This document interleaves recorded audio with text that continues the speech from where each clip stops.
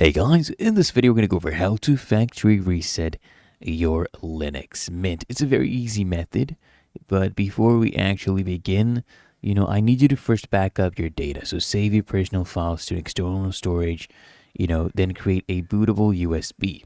Then what I want you to do is go to the official website of Linux and just download the latest Linux Mint ISO. Okay, just download it. And then what I want you to do is use tools like Rufus for Windows or DD for Linux to create a bootable USB drive. Okay, create one. And then what we're going to be doing basically, we are going to be reinstalling Linux Mint inside the bootable USB and then just restart your computer.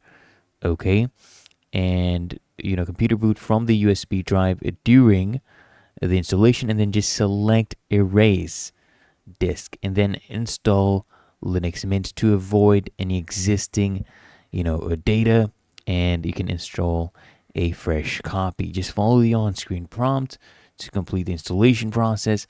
This will make sure you have a clean, complete reset, eliminates all of the previous configurations and applications. And if you found this helpful, make sure you smash the like button and subscribe to the channel.